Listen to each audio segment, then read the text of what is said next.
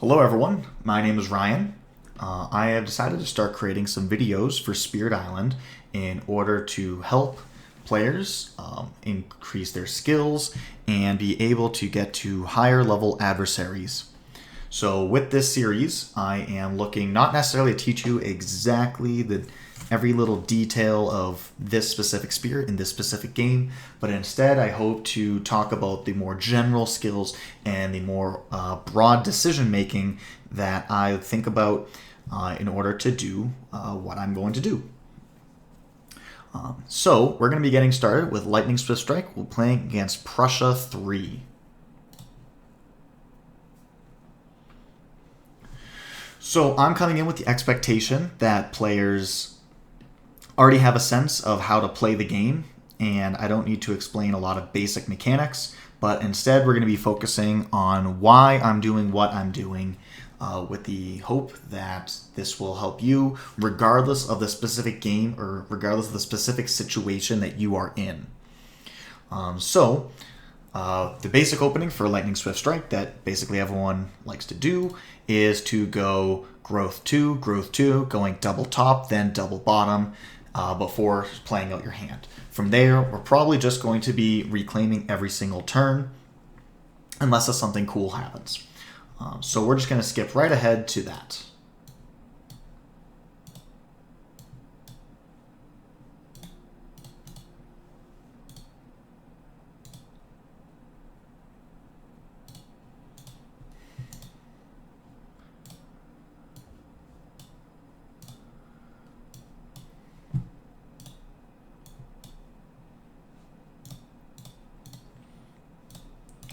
Okay, so basically everything that's already happened is generally just autopilot. You kind of just do it every single Lightning Swift Strike game. So now we can actually start thinking about what our decisions are going to be. So first things first, we had a very unfortunate first explore, and that is hitting the mountains, which on board C means that now we have 2 6 damage ravages coming in. It's important to recognize that we cannot do anything about this. If we were to try and invest a ton of resources into preventing one of these blights, it would cause us so much long-term pain that it's just not worth it.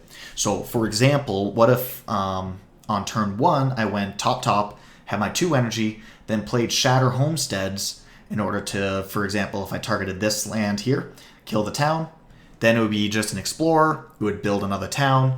Then I could have gone for growth 3, gone up to 3 card plays to play Raging Storm plus the other 2 in order to kill the town again with my innate. Great. What does that mean? We don't take a blight. Congratulations. However, for probably the rest of the game, we're stuck at 3 card plays. And we need all of our card plays with Lightning. It means that we'll never be able to destroy a city with our innate, and really there's no miner in the game that's going to destroy a city for you. The only one I can think of offhand is Drought, but that would require a threshold of 3 suns, and that's not going to happen either. So all of a sudden, just by making that decision at the beginning of the game, we take 1 less blight, but then we are incapable of destroying cities for the rest of the game. That is not worth it to me. I feel like it is better to take a blight, and then we can figure something out. We'll be, gaining tons of cards over the course of the game. Really, the way this is going to hurt us is the next time that mountains come up. There's a 50% chance of the next explore being mountains, and we'll have to roll the dice and see. This is one of the tricky things with Prussia, is that you might get the same land hit multiple times in a row as you go from stage 1 to stage 3 to stage 2 cards. But I feel like this is still the best decision to maximize our chance of winning. Right. All right. All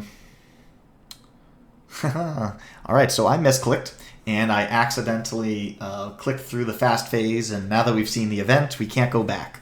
So I would have pushed these 2 Dahan into the sands in order to save them, but alas, they dead.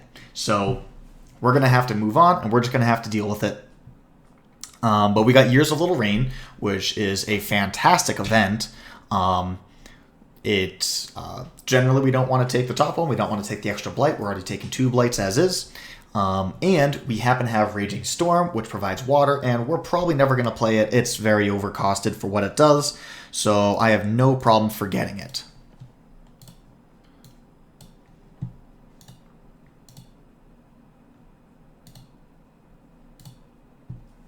All right, great. So we avoided the mountains. There's about a 50% chance of that happening. And we're just going to pop these 2 towns. The first couple turns should be pretty obvious. We can use Harbingers just to pick up a fear. We don't really care. So our first real decision is going to come off of this card game. So, as Lightning, what do we care about? We want elements more than anything else. When I think of spirits and the types of cards I want to draft, one of the questions I ask myself is, would I take a card with perfect elements but no card text? For example, Elemental Boon in a solo game. And for Lightning, the answer is yes, I would. Because our elements in hitting Thundering Destruction every single turn is really how we're going to get ahead, and that's how we're going to win the game. So I want Fire as a priority, Wind as secondary, and then I would always prefer to have a 0-cost card as opposed to a 1-cost card. So let's see what we got. No 0-cost cards, and we only have 1 Fire card. We do have all these Wind cards, but as I said before, we care more about Fire than we do Wind. So therefore, Visions of Fiery Doom is our choice. It's worth taking a look, though, at Entrancing Apparitions because it has some good card text. With this one, it says Defend 2. If there's no invaders, gather up to 2 Explorers. So we could target this land, pull in 2 Explorers, and then neither of these lands will blight. Okay, cool. That's really valuable. But I still like Visions of Fiery Doom. It will still prevent us from getting a Blight Cascade in our wetlands in the middle because it'll push the Explorer out. It'll produce a lot of fear, which is good and important. These other 2, Call to Trade and Sky Stretches, really, I don't see any value in them. Sky Stretches is obviously just a complete blank for us since we have our special rule. Call to Trade, I'm not scared. So, Visions of Fiery Doom. And we'll just, we could play the whole grip. If we do that, then we would be able to destroy a city. If we decided to not play a card such as Lightning Boom, we would get a very precious energy back. We would not be able to kill a city. We'd only be able to kill a town. And I actually think this is best, considering that the 4 lands that we care about has no towns or cities in them. So this is what we're going to go with.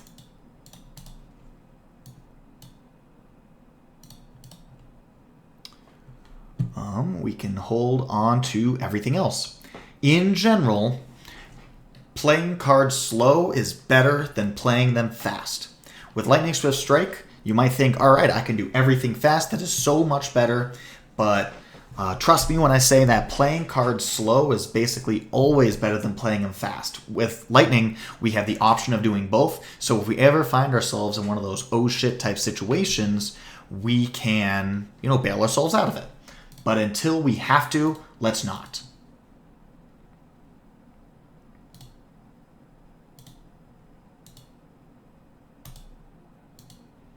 All right, unfortunately, the Fear card of the event didn't bail us out, so now we're stuck with a Blighted Island. And we got an annoying one.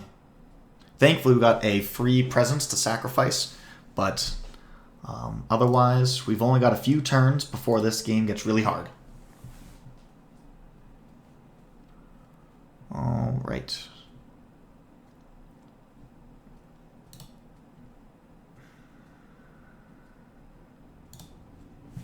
Okay, so this land is basically just going to be a punt over here.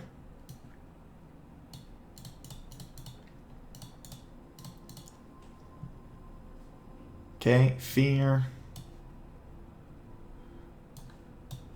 Kill a couple towns. And let's see what we get. All right. So, none of these cards have good elements for us. All we have is Call to Isolation, which gives us a lot of push because of Dahan. However, we don't really have that here. We don't really have a lot of Dahan. We only have 4 left. So, what else do we have? We have Teeming Rivers. Okay, that'll allow us to remove Blight. That'll allow us to remove Blight from mountains and wetlands, which is where all of the Blight is currently. So I like that one. Song of Sanctity will also let us remove Blight from mountains and jungles. Also could push explorers. So that's a really good one. Guardian Serpents I generally don't like. It's only good in 3 lands. And none of them are a threat yet. So I'm willing to bet we can pick something up better in the future. So I'm going to go ahead and take Teeming Rivers. Because now I can just remove this Blight and then just let it get blighted again. I don't care. Okay. So these are the cards I'm going to play.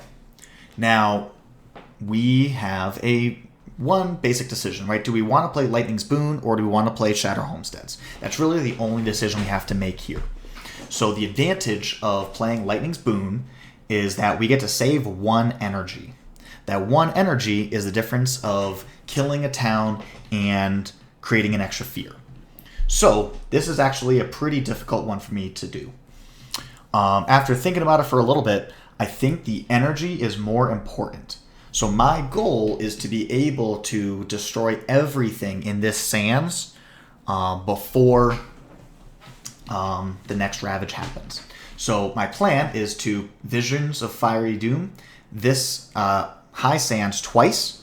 So first getting rid of the Explorer, second getting rid of the town, and then I am looking to use my Innate twice in Sands number 2, and then Shatter Homesteads to kill those 3 buildings.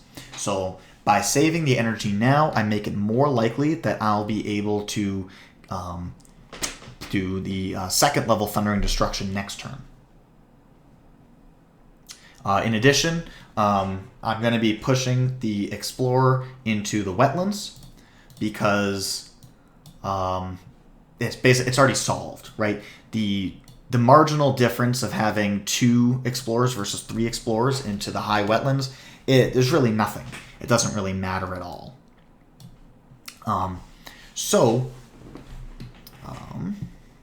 This is what I'm going to do.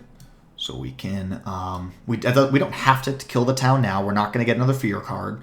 Harbingers of Lightning, we're not going to get another fear card. Combined, right, doesn't matter. So in general, it's better to do things slow than it is to do fast. We don't know what event's about to come up. So let's hold our cards and let's just wait it out. Okay, destroy presence. Okay, we add a blight to a land with a city, destroying 2 presence to prevent that from happening. Okay. Well, we can just add a blight and then cascade it. Because we're probably not going to be gaining any more presence over the course of the game, we need to hold on to those. We're already sacrificing 1 every turn. I'll be taking out the 2 from the wetlands next, because that'll still give me a Sacred Site within 1 range of everything. I'm hoping to end this game quickly, so we're going to use Blight as a resource. Taking Blight is perfectly okay as long as you don't lose all of your Blight. So up until the moment where we have to sacrifice presence, I will not. Alright, this does nothing for me.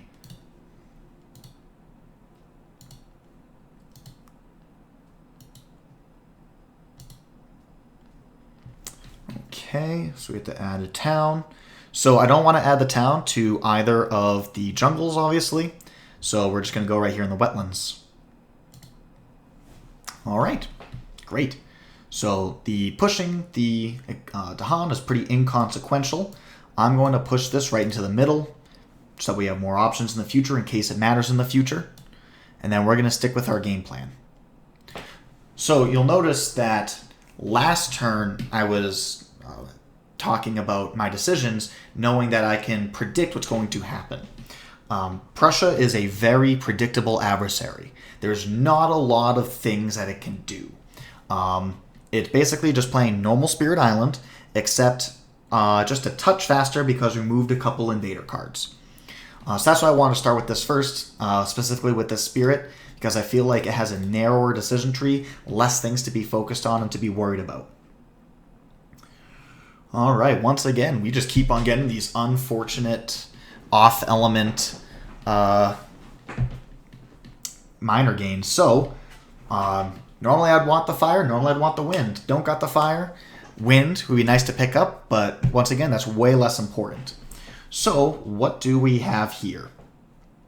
Disorienting Landscape, Pushing and Explorer. Well, I could use this to prevent builds. Both of those, that's great. Renewing Rain, removing Blight. I already have a Blight removal card, and this one is would only let me remove this one Blight from the game. Not so big of a deal. Confounding Mist, Defend 4. This one I like a lot because it completely solves this land here, which allows me to get so much farther ahead. Additionally, it makes the Dahan movement become a relevant tactic. It lets me do even more things, playing at different angles, both offense and defense. Gift of Power, I also really like. I really like being able to gain more cards with Lightning. We've gained a lot of bad ones, so we want to get more opportunities to pick up cards that are our elements. But action efficiency is just awesome. So I'm going to go for Confounding Mists. This will allow me to... This card by itself will fully defend land number 2. So now I can focus on other things. We're always going to play Harbingers no matter what. Visions. And I want to get my innate. So if I already have my innate, or if I had a way to be given a fire by a teammate, I would be playing Teeming Rivers here. Just, picking up a few extra, blights, just so that way, give myself a little protection, a little padding, preparing for some time in the future.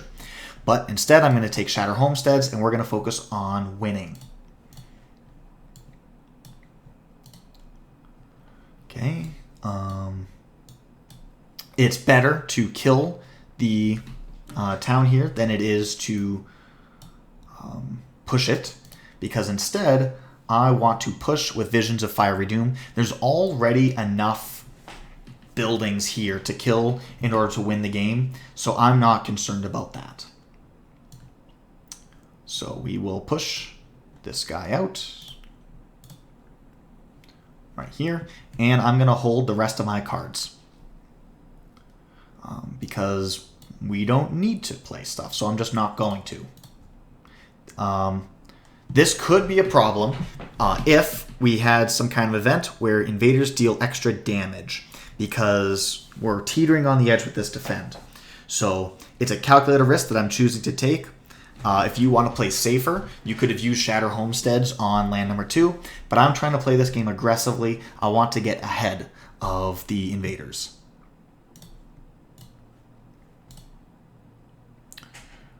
Okay, and we're safe. So these guys, they want to push a bunch of stuff to a bunch of places.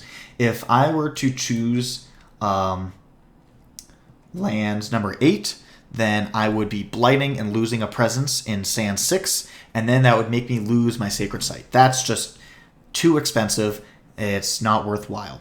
So instead, I'm going to be choosing land number 7.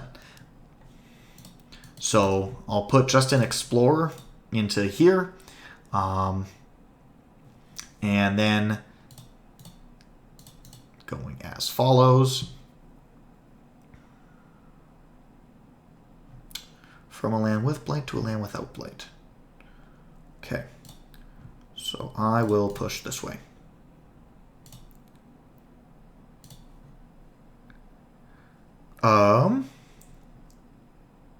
This is basically inconsequential.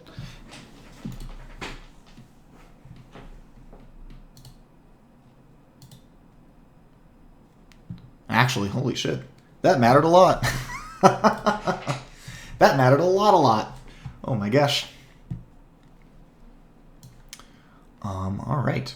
So we can see that this corner land is going to be a problem. If that blights, it will cascade and we will lose the game. So we need to invest a lot of resources into protecting that land.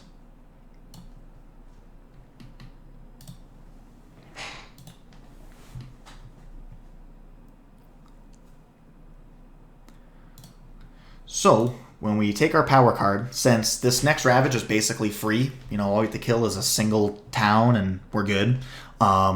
Whatever we do, we're going to be targeting the mountains number 3.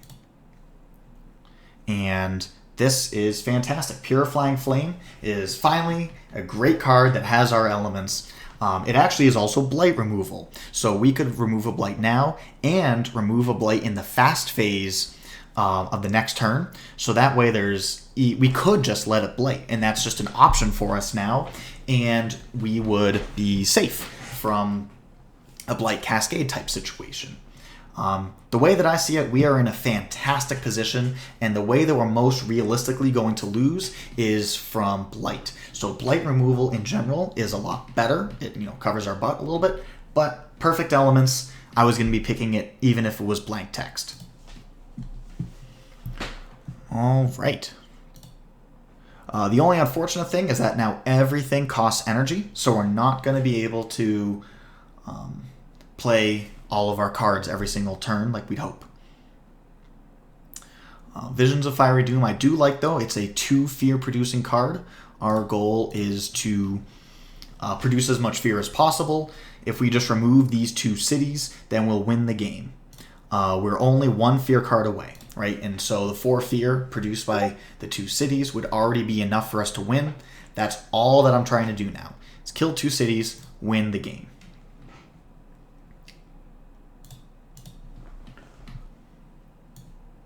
All right, so we can visions, push this guy out.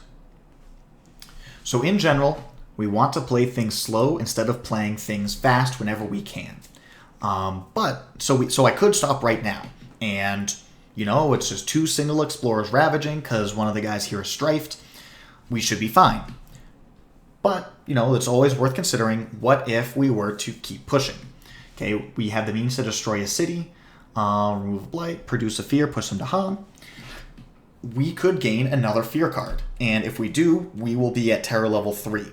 Which means that all of these cards will be at Terror Level 3, which is so much more powerful than Terror Level 2. Terror Level 3, once you start gaining those fear cards, you can just win the game for free. So, I am going to destroy this city here in order to gain the 2 fear to push us up to Terror Level 3. Why did I pick this one? Well, if I were to target the Mountains 3, it would just build another city, and we would be no better off. Whereas by letting this build as is, it'll build another town. Then we can destroy the city next turn, and then there will be no cities left, and we win the game. That's why I made that decision. Now now we're in a position where we know that we're going to win the game. All we have to do is not lose the game. How are we going to lose the game? We'll lose the game if we get blighted out. So if, let's say, we get an event that gives +1 damage, well, that will cause 2 blight, and we will lose the game. So let's just protect ourselves. Purifying Flame, removing a blight. And now we can take our hands off the wheel, and life is good. So let's... Actually, hold on. Another way that we could not win the game is if we get the event, which will turn this Dahan into a town, which then would build as another city. So we can only destroy 1 city next turn, most likely. So let's protect ourselves that way. We'll push this Dahan in. So that 1 fear is inconsequential by itself, but it's possible that we could get a really bad event.